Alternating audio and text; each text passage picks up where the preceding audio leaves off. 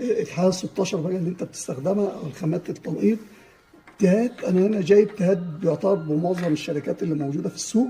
طبعا انا بالنسبه لي حاليا بفضل التركي لان افضل او موازي للزي او موازي يعني بالنسبه لجودته، وفي حاجات محليه الى حد ما حاليا بتبقى كويسه بالنسبه لي.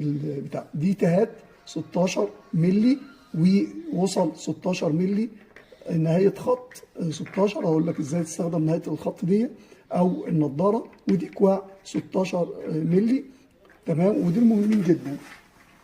فكره ان انت تستخدم النضاره بالشكل اللي انت شايفه ده، بتركب دي نهايه خط فبتركب بالشكل ده، بتتني خرطوم 16 مللي وبتركب بالشكل اللي انت شايفه ده.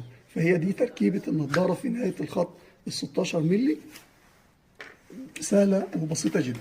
دي بالنسبه